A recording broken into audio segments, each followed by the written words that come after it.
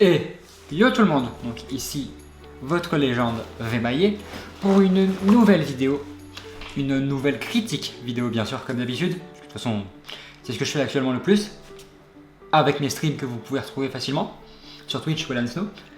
Et aujourd'hui donc on va s'attaquer encore à Marvel, puisqu'actuellement au cinéma il n'y a pas grand chose d'autre que du Marvel. Alors vous inquiétez pas, normalement les prochains films seront donc normalement il y a Fountain of Youth qui m'intéresse, donc pourquoi pas. Mais on aura surtout du F1 avec Brad Pitt, Mission Impossible le dernier, la deuxième partie de Death Reckoning, du Superman qui reste donc du super-héros mais ça va, du Jurassic World, donc vous inquiétez pas, il y a des films qui arrivent. Mais là actuellement on va devoir parler d'un Marvel. Et un Marvel qui change de ce qu'on connaît chez les Marvel d'habitude. Donc c'est un nouveau Marvel, un nouveau style chez Marvel qui marche très très bien d'ailleurs. C'est un film réalisé par un réalisateur qui n'est pas énormément connu dans le monde du super-héros. Et tant mieux, hein. C'est là où je me suis rendu compte d'un truc, c'est quand Marvel choisit des réalisateurs qui ne sont pas énormément connus dans le monde du super-héros, ça fonctionne. Je vais vous citer 2-3 exemples, mais désolé, mais Eternals, grand chef-d'œuvre pour moi, hein. Il méritait des suites. Chloé Zhao, jamais fait de super-héros de sa vie. Shang-Chi, c'est pareil. Daniel Deson-Créton, il va faire Spider-Man le prochain en 2026, mais avant il avait jamais rien fait. Shang-Chi est magnifique et niveau combat on n'a peut-être pas eu mieux depuis longtemps. Et là c'est Jack Schreier qui réalise ce film, qui est pour moi un grand succès. Étant fan de Captain America, je vais pas le placer. J'ai aimé Captain America, faut pas se mentir, mais il y a des points faibles. Et ce film là est encore mieux je trouve. C'est un très très bon Marvel qui réunit des personnes auxquelles on ne s'attendait pas en réalité, mais ça fonctionne. Et tant mieux. Je vous parle bien sûr du film Thunderbolts avec les petites Astérix à côté, c'est très important parce qu'on va en parler par la suite de ce que c'est. Qui est donc réalisé par Jay Schreier, qui est sorti le 30 avril 2025, c'est-à-dire mercredi au moment où la vidéo sort, donc certainement vendredi, donc il y a 2 jours. Je l'ai vu lors de sa sortie au cinéma. On a des grandes stars dans ce film comme Florence Pugh, Sebastian Stan, David Harbour, Lewis Pullman. Et en fait, là où je savais bien sûr rester une critique avec spoil, donc là vous le savez, mais je préfère ne pas le dire à chaque fois parce que maintenant c'est devenu la marque fabrique de ma chaîne. En réalité, le film dont je vais vous parler, il fait beaucoup penser à Suicide Squad de James Gunn, et c'est là où James Gunn et DC l'ont très bien compris. En fait, ce qu'on aime nous quand on regarde des films de super-héros, c'est pas toujours voir l'équipe, les grands héros, les grands dieux, Thor et tout qui réussissent. Non, c'est voir les grands nullards, les fouteurs de merde, les anti-héros qui sont voués à rien, être des bons à rien, des grosses merdes, qui se réunissent et sauvent le monde. C'est ce qui a bien marché avec Suicide Squad. Le premier pas trop, mais celui de James Gunn est juste magique. Et franchement, j'ai été hyper content et vous avez vu la critique dessus. Et alors là, Thunderbolts, c'est tout ce que je cherchais quand j'ai vu un film de ce style-là. Ils ont repris les bons codes et c'est tout ce qu'on veut. Il est pour moi dans les meilleurs Marvel, et c'est d'ailleurs le dernier de la phase. Donc par la suite, la prochaine phase arrive avec les 4 Fantastiques, qui reste un film très très important, mais on va en parler dans cette critique, ne vous inquiétez pas, parce qu'il y a peut-être des liens. Et en tout cas, c'est un très très bon film, et franchement, allez voir au cinéma. À voir ça sur grand écran, c'est encore mieux, avec un jeu d'acteurs, de pas mal d'acteurs magiques. Et franchement, il y a un duo d'acteurs qui est génial. On va commencer d'ailleurs par ce duo-là, et on va commencer dans ce duo-là par Florence Pugh, qui joue du coup Yelena Belova. Et ce n'est pas n'importe qui, du coup.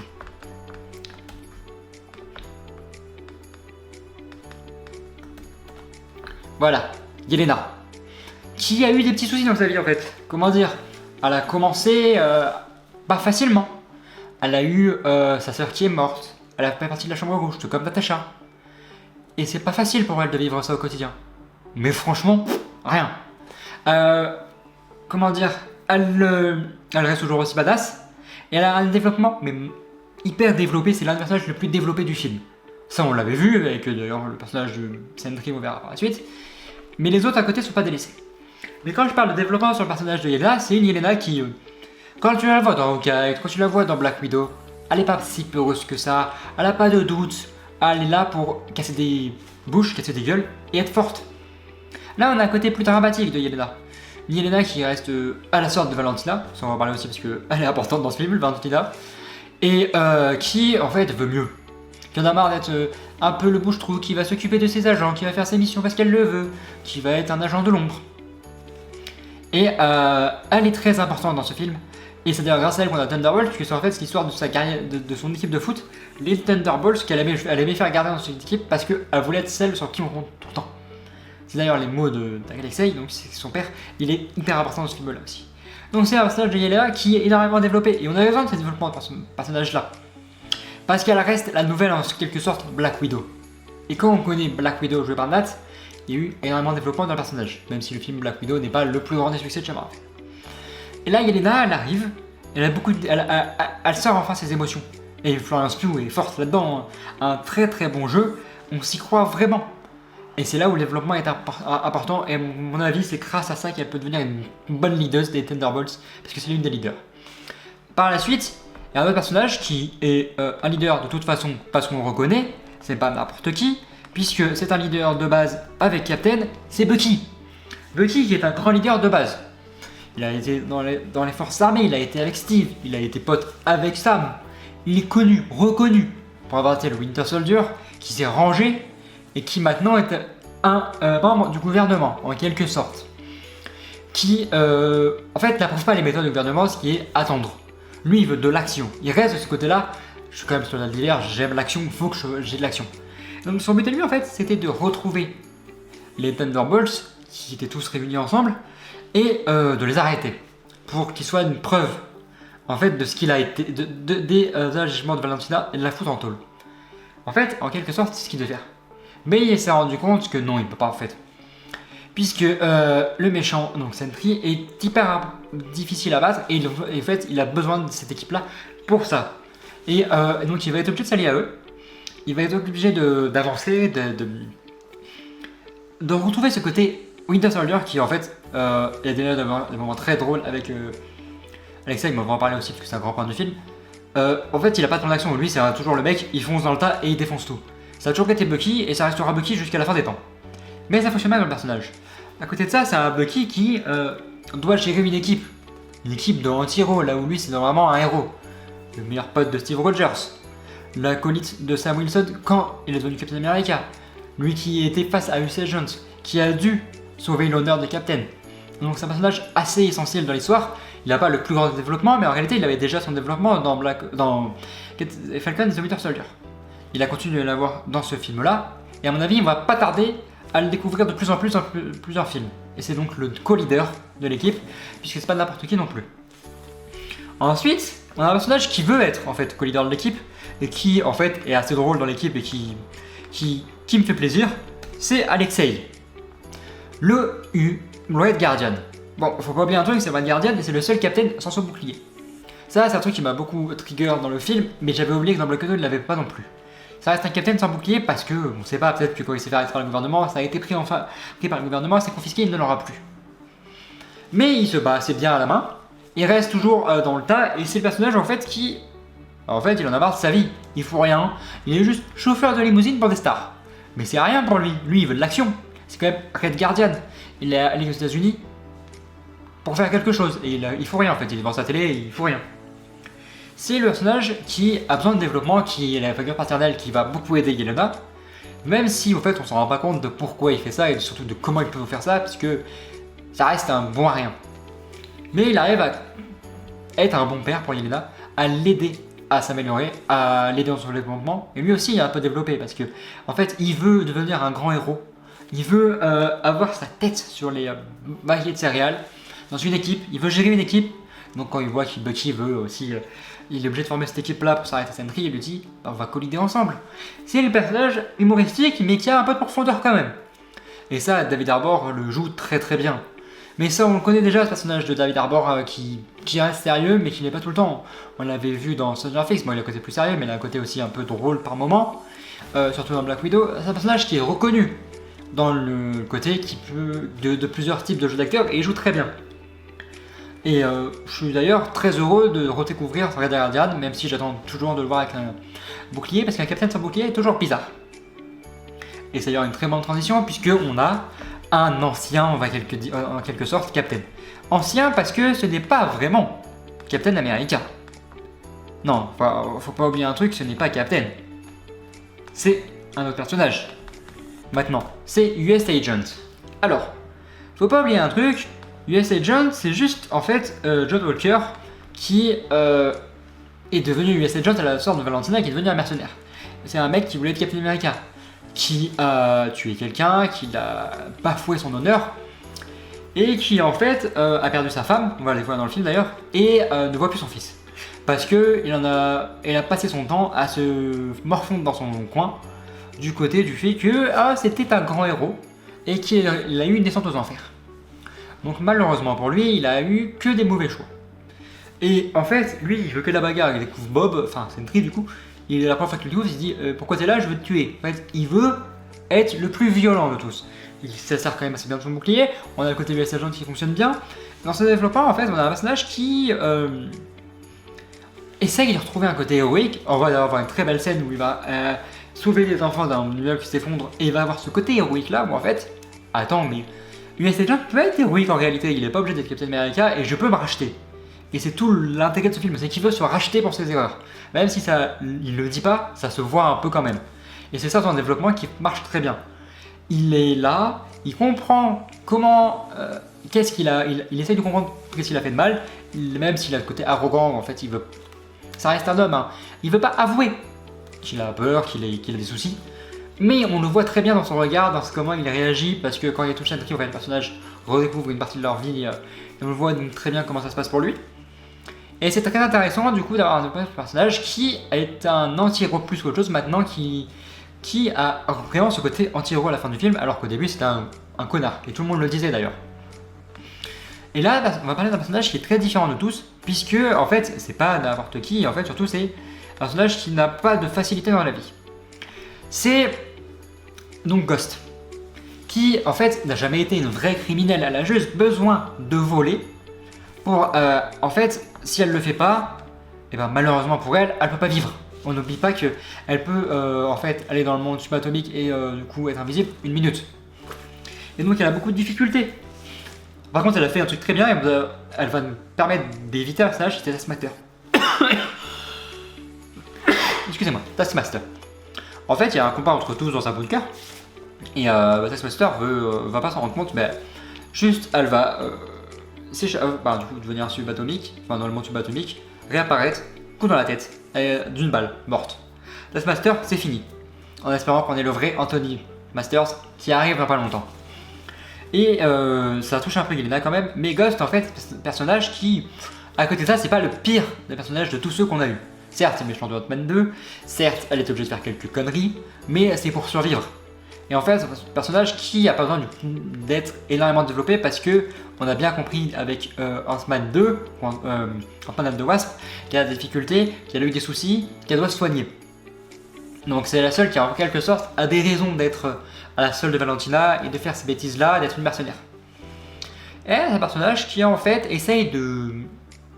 qui reste toujours dans ses missions, qui n'est pas pote avec Yelena de base, qui va quand même s'allier avec elle pour traiter du coup US Agent de connard, parce que tout le monde sait qui c'est et quel est le gros connard qui a été. Mais en fait, c'est pas celle qui est le plus développée et c'est pas ce qui me touche le plus et qui me gêne le plus parce qu'elle n'a pas besoin. Et c'est l'un des seuls qui n'a pas besoin d'être développé, tout comme, du coup, j'avais dit qu'on allait en parler, et on va en parler puisque en fait, il y a un autre personnage, c'est Valentina, qui n'a pas du tout pour moi besoin d'être énormément développé. On sait qui est Valentina, on sait qu'elle veut créer une équipe, qu'elle a ramené US Agent, qu'elle a du coup dans ses agents Yelena, US Agent, Ghost, Taskmaster, donc on a su dans plusieurs films qu'elle était là. Et en fait c'est un personnage qui veut en fait des nouveaux Avengers, qui veut avoir un nouveau héros, c'est pour ça qu'elle avait fait le projet Sentry, on va en parler par la suite, pour sauver le monde et qu'il lui obéisse à elle, qu'en fait elle soit là, tout le monde dise ah c'est grâce Valentina. Et d'ailleurs il y a une scène très touchante où quand elle touche Sentry pour la première fois, donc Bob, donc Robert Reynolds, on en parlera par la suite, elle découvre son enfance et son père qui en fait s'est fait trahir par ses amis par sa faute à elle qui lui a dit où il vivait.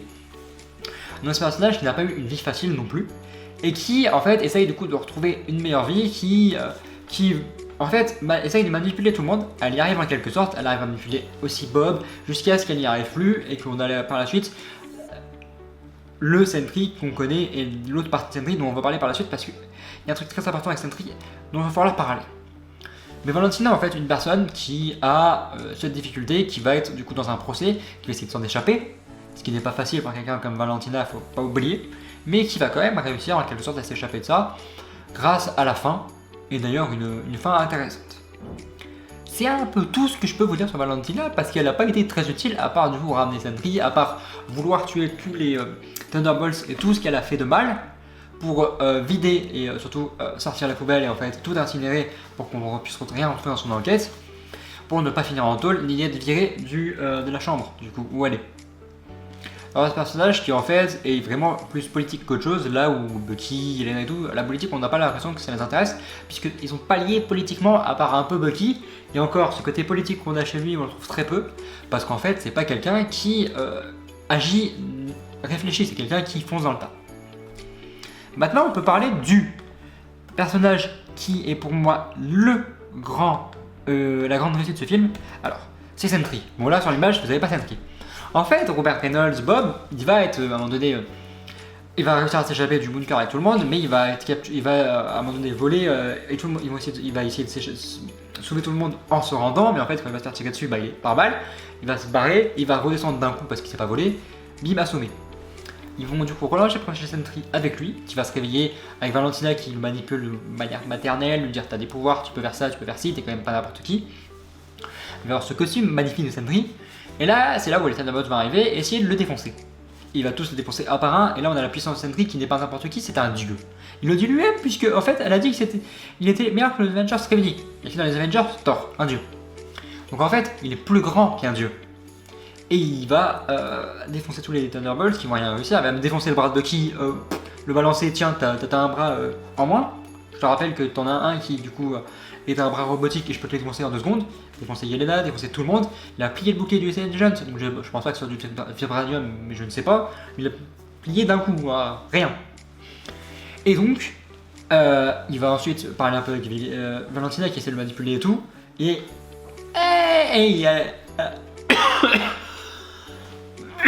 excusez-moi. Il a pensé qu'elle allait le trahir elle aussi. Ce qui était vrai en quelque sorte. Du coup, il y a une jeune qui s'appelle Mel qui est pas très utile dans le film à part pour aider Bucky, qui est la secrétaire de Yelena, qui va la taser et en fait presque le tuer. Donc Valentina et tout, ils lui disent on va récupérer le corps. Tout redevient sombre. Il se réveille, il est noir comme ça, tout sombre. Pourquoi? Le néant, The Void. La deuxième personnalité de Sentry, la plus puissante, la plus forte, celle qui ne faut jamais faire chier. Il va le montrer 2 secondes, il se réveille, on lui tire dessus, il prend sa main, tous des ombres, tous dans le néant. New York sombre dans le néant. Et c'est là où on a la meilleure idée du personnage. En fait, j'avais déjà vu ça, cette double personnalité de Painkiller, dans du coup la série Painkiller, enfin le personnage de Painkiller qui a une petite série du coup de DC de la CW, de DC Comics, qui est un personnage qu'on retrouve dans Black Lightning, et qui était très fort. C'est-à-dire qu'on avait un espace clos, une chambre où il y avait le personnage, et ils se battaient jusqu'à ce que le côté héroïque ressorte, donc Khalil, et c'était ça tout le temps. Et là, ce qui va se passer avec Sentry, c'est qu'en fait, Yelena va dire faut que j'aille l'aider. Elle va aller dans le néant, elle va retrouver Bob, qui est le côté gentil du coup de Robert Reynolds, le côté gentil de The Void, donc, qui est le côté gentil de Sentry. Elle va essayer de le sauver. Ils vont discuter, ils vont parler, ils vont faire de chambre en chambre avec tous les Thunderbolts qui vont les rejoindre, parce que Alexei était triste et il pensait qu'il avait perdu Yelena, mais c'est là où Bucky lui a dit attends, elle a peut-être compris un truc, faut peut-être le faire. Même parce qu'au début ils voulaient pas, mais ils se sont dit attendez, peut-être que si elle a fait ça, il faut le faire. Ils vont tous se retrouver ensemble, ils vont faire pièce de pièce jusqu'à trouver les pires pièces où il y a The Void. Il y a un combat entre plus The Void et Robert va sombrer dans le néant, et là ils étaient tous accrochés par des trucs et tout, et là ils vont tous se sauver, lui faire un gros câlin, lui dire t'es pas tout seul mec. Et là, il a gagné. On va me dire, c'est le pouvoir de l'amitié, le pouvoir du scénario? Non. Ça, c'est la seule fois où Marvel a bien fait le choix. Faut pas oublier un truc, donc la double personnalité, j'ai pas parlé de Moon Knight parce que pour moi c'est assez différent, il n'y a pas ce délire, c'est très différent de comment c'est montré, mais ça se rejoint un peu. C'est pas n'importe quoi. En fait, The Void est presque imbattable, tout comme Sentry, c'est des héros presque imbattables. D'ailleurs, j'ai hâte de le voir dans les Doomsday, mais il aura besoin de développer. Ça, on va parler aussi. Et le seul moyen, en fait, c'est que Robert, il ressorte de ce gore, soit le côté heureux, pas sombre, qu'il arrive à ne pas sombrer dans le néant. S'il le fait, le Void prend le contrôle et c'est mort. C'est très dur pour lui de revenir. Et là, pour le bas, bonne chance. Hein. On avait vu ça dans le jeu Guardians of the Galaxy qui était génial, mais alors là, c'est pas facile du tout. Et donc, comment faire ça? Et ben, la seule solution, c'est en quelque sorte, et c'est pas facile du tout, de le développer parce que, en fait, il est pas assez développé, comment dire. Il faudra développer d'autres moyens parce que, certes, ça pouvoir limiter, il va pas faire ça tout le temps, on est d'accord. Mais là, c'est très bien dans ce film. Le problème, c'est que le personnage n'est pas très développé. On va parler de la scène post-générique, la deuxième, parce que la première est humoristique, donc elle n'est pas très utile. Par la suite, mais il y a ce personnage qui, en fait, n'est pas développé du tout, presque après le film Thunderbolts, et qui a besoin d'un projet sur lui, d'un vrai développement, parce que tu fous Sentry à côté d'un Thor, à côté d'un Warlock, à côté de putain de personnages aussi badass dans Doomsday Secret Wars, ces personnages qui sont hyper importants et qui peuvent donner une scène de combat impressionnante, tout comme Wanda face à Thanos. Personnages qu'il ne faut pas de nerf beaucoup, et qu'il faut énormément développer, et c'est ce qui me manque. Et d'ailleurs, le choix de Lewis Pullman, qu'on a vu jouer du coup le petit personnage qui s'appelait aussi Bob, je suis pas sûr, dans Top Gun 2, impressionnant. Il a un jeu d'acteur déjà parfait, de timide, de comment il était dans le Top Gun 2. Il est encore un peu plus, il est toujours timide dans Thunderbolts, mais un peu mieux montré, plus développé. Et franchement, Lewis Pullman est un très bon choix. Pour moi, les Lewis Pullman et Idris Elba sont peut-être les deux MVP de ce film niveau jeu d'acteur. Et je trouve que Marvel mise sur de la jeunesse, des personnages qu'on connaît pas, enfin des personnes qu'on connaît pas trop non plus dans le monde du cinéma. Mais ça fonctionne. Et c'est un peu tout ce que je peux vous dire du coup sur le jeu d'acteur. Maintenant on va parler de décors parce que, désolé de vous le dire, mais en fait les décors sont magnifiques. Déjà, ce décor là, c'est New York sombré dans le néant. C'est visuellement magnifique. Ah, il y a ce décor qui est joli. Toute la tour qui a été refaite est magnifique aussi, elle est très bien refaite. On revoit bien la tour des Avengers qui a un peu changé. On découvre aussi à un moment donné dans le désert où il y avait un bunker vers la Malaisie et tout, c'est impressionnant, c'est très beau. Marvel a fait le choix de décors de pays qui sont de toute façon connus pour être des très beaux pays. Je ne sais pas où ils ont tourné à part les États-Unis, mais ils ont tourné dans de très beaux pays et ça se voit à l'écran. C'est une très bonne partie de ce film et c'est le décor qui, en quelque sorte, fait du bien aussi dans les scènes.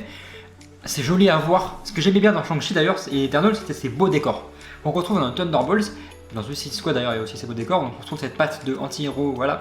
Je fais beaucoup de comparaisons, mais c'est un peu les deux équipes là, qui sont du même style chez Marvel et chez DC. Mais niveau décor, ouais, je suis très content de ce que j'ai, et franchement, pas plus à dire, c'est magnifiquement bien amené. Ensuite, on a de l'action, bien sûr. Alors, l'action n'est pas énormément présente, c'est très dramatique, c'est plus dramatique que de l'action. Il y a cette grosse scène baston dans le bunker où du coup Taskmaster finit tué par Ghost, où en fait Yelena elle voit Ghost, elle essaie de la voir, mais en fait elle se fait avoir par West Agent parce que c'est sa cible à lui. En fait il y a Taskmaster, c'est la cible de. Elle a aussi une cible, puis après il y a Bob qui arrive, tout le monde s'en mêle, après bah, ils vont s'en faire de bunker sans Taskmaster parce qu'elle a été tuée par Ghost, face à une grande armée de Valentina parce qu'elle veut vraiment les tuer. Ensuite, il y a Alexia qui va les sauver. On va avoir une grosse scène de baston où Bucky va les sauver en quelque sorte. Mais en fait, c'est pas Bucky qui va les sauver. Il va en fait essayer de les capturer aussi. C'est une scène de baston face à Sentry. Et dans le Void, il n'y a pas une vraie scène de baston. Donc il y a quelques scènes d'action. Pas beaucoup, mais il n'y en a pas besoin de beaucoup en fait pour un film de 2 heures qui est très bien développé, qui est très bien amené et qui développe bien ses personnages et l'intrigue. Et c'est ce qui marche bien. Donc l'action n'est pas essentielle, mais c'est pas important non plus. Mais il y a des très bonnes actions et franchement, je ne peux que vous conseiller de voir ça au cinéma avec de la bonne action. Qui est d'ailleurs entrecoupé d'autres choses, c'est-à-dire l'humour. Alors là, j'ai pris la scène d'Alexei et de Bucky parce que Alexei est le personnage humoristique du film. C'est ce personnage, ce vieux nounours qui dit je peux être co-leader avec toi, viens on va co-leader, viens on va gérer une équipe. Oh il est là, t'as parlé des Thunderbolts, c'est génial, t'as parlé de ton équipe d'enfance. Oh c'est génial, on est sponsorisé par ça, par ça. Oh papa il est content. Ah tiens, à un moment donné il va appuyer sur un bouton parce qu'il pensait que c'était défensif, en fait c'est un bouton de musique. Donc voilà, c'est des trucs hyper drôles. Bon, attends, mais il y a ce côté humoristique, mais à côté de ça il est développé, il est dramatique. Donc il y a ce côté où en fait il est pas si humoristique que ça, il y a un peu d'humour qui permet du coup de bien mélanger le film et de pas se perdre, d'avoir des petites scènes de mou, de calme, où on peut se reposer. Et à côté de ça, c'est dramatique, c'est très dramatique, donc avoir un peu d'humour dans le dramatique, c'est bien aussi. Et ça fonctionne très très bien. Avec du coup un personnage plus humoristique, oui c'est Alexei, et ça a toujours été connu en tant qu'Adrian, même dans Black Widow, il était toujours connu pour être humoristique. Et c'est ce qu'il nous faut, un personnage humoristique, mais pas plus. Et pas un gros lourdeau comme on peut avoir dans d'autres films. Dernièrement, avant de parler de la suite, j'aimerais vous parler aussi du coup d'autre chose. Alors, la soundtrack. Alors, il n'y a pas de musique reconnue et qu'on connaît tous, telle que Bye Bye Bye dans Deadpool 3, que du Like a Prayer, que du Guardian of the Galaxy avec Creep, avec plein de trucs connus. avec un seul petit Brooklyn, mais parce qu'il n'y a pas besoin. En fait, il y a juste besoin des petits thèmes dramatiques qui développent le côté dramatique du coup de la scène, qui embellit la scène plus qu'autre chose, et c'est ce que Marvel a compris enfin, parce qu'il y a plein de films où en fait la musique est là pour faire joli, mais là elle est très utile, elle permet de... Il y a beaucoup plus de drama grâce à la musique. Il y a un thème qui est lié au personnage à peu près, un thème qu'on trouve un peu Avengers aussi, parce qu'on se dit ah c'est peut-être eux les nouveaux Avengers grâce aux théories, et c'est assez intéressant de voir ça, avec des petits thèmes assez cool. Il n'y a pas besoin de plus, il n'y a pas de musique où on va tous se dire ah oui je la reconnais, elle va être en tête, il n'y a pas besoin. Pour un film comme ça, il n'y a pas besoin, et c'est tout ce qu'on avait besoin, des petits thèmes qui fonctionnent par-ci par-là et qui font des scènes encore mieux qu'avant. Et maintenant, on a parlé du film, je ne vois pas comment je ne peux ne pas vous parler d'autre chose que le film, c'est-à-dire la suite. Puisque on a deux scènes post-génériques. Alors, la première est inutile. Vous vous rappelez du vendeur de hot dog dans Doctor Strange 3 2, c'est le même style. En gros, c'est dans un supermarché, tu vois Alexei qui voit une dame qui regarde les céréales, il lui montre sa boîte de céréales, il lui dit oh, regardez, il y a toute mon équipe, regardez, c'est magnifique, regardez tout ce qu'il y a comme ingrédients. Ça c'est un clin d'œil à une blague du film. Donc c'est assez cool et dans pas mal de films, en fait, maintenant Marvel fait des clins d'œil à ces scènes, dans ces scènes mosaïques. C'est plutôt sympa. Je crois qu'on l'a vu aussi dans Deadpool 3. La deuxième est encore mieux par contre. 14 mois après, il y a un souci de dualité d'équipe. En fait, on sait que les Thunderbolts maintenant c'est les nouveaux Avengers puisque Valentina s'en est sortie en leur disant voici mes nouveaux Avengers à moi. C'est comme ça qu'en fait elle va pas pouvoir se faire détruire et capturer par les Thunderbolts qui voulaient en fait sa peau. Et maintenant on a nos Avengers. Sauf qu'à côté de ça, t'as Sam, il a son équipe à lui et il est pas d'accord qu'il y ait des nouveaux Avengers, sachant que lui a déposé le nom Avengers et qui veut être, vu qu'il est Captain America, le nouveau leader des Avengers. Il a discuté avec Bucky, ça s'est pas très mal passé selon Bucky, a des grosses issues parce que Sam n'est pas content. Il veut avoir une équipe à lui et qu'il n'y ait pas d'autre équipe à côté qui va s'appeler les Avengers, même si c'est les nouveaux Avengers. Quand on se rappelle, il va normalement avoir les Young Avengers. D'ailleurs, je soupçonne un peu que l'équipe de Sam soit peut-être les Young Avengers avec Kate et tout. C'est le seul semblant de développement plus que dans Captain America 2 où il dit à Falcon oh tu seras dans mon équipe. Mais voilà le souci. Ensuite, il parle un peu de Sentry, du coup de Bob, ils disent ah quand même on pourrait avoir plus de facilité si on avait Sentry. Bob il leur dit ouais mais s'il est là, Boyd est là. C'est là où c'est un peu triste, on est à plus d'un an après, il n'y a pas eu de développement, il nous faut un projet sur lui, il faut le développer. C'est Sentry, c'est pas n'importe qui. Il faut pas oublier qui c'est vraiment. Et là, attention, il y a un IA, je ne sais pas qui c'est, mais un style Jarvis et tout. Attendez, il y a un vaisseau qui arrive dans l'atmosphère.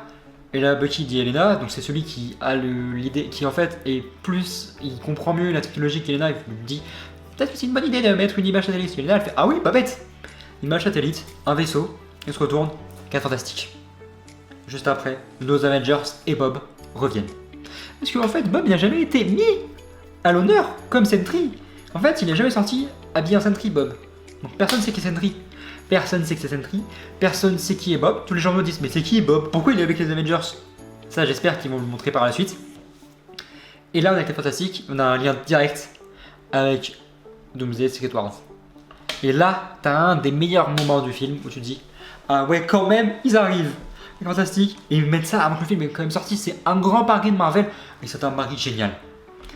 C'est un peu tout ce que je peux vous dire, parce qu'il n'y a pas de grosse théorie à faire. Oui, les Fantastiques, on sait qu'ils seront là, on sait qu'ils vont donner leur univers. Est-ce qu'ils vont ramener Galactus? Je ne pense pas. Ils vont certainement ramener Doom. Oui, voilà. Mais les Thunderbolts, par contre, c'était un très bon film qui mérite pour moi une note de. Allez, 9 sur 10. Il y a quand même des points, même 9,5, hein, franchement. Pour un Marvel, 9,5 sur 10, je pense que oui, il peut avoir un 9,5 sur 10. Et c'est un film qu'il faut voir au cinéma. Qui a des pouvoirs de l'amitié pour la fin, oui, mais tout le monde déteste ça. Non, ça c'est très bien développé. C'est la première fois que je vois Marvel très bien développer cette idée-là et qui a enfin compris que cette idée-là ne va pas être partout. Là, ils l'ont compris pour ce film-là. Donc c'est un film à voir au cinéma, que je vous conseille de voir au cinéma. Allez-y, les yeux fermés. Je vous le dis, c'est un très très bon film. C'est pour moi avec Eternal, Shang-Chi et Guardians of the Galaxy 3 même. En fait, c'est quand tu parles des réalisateurs peu connus de mon super-héros, je pense surtout Shang-Chi et Eternals, le trio de réalisateurs non connus qui font des putains de bons films. Comme on a eu avec Ryan Coogler et Black Panther qui nous a fait un succès alors qu'on n'a jamais fait de super-héros avant. Et là, Marvel l'a compris.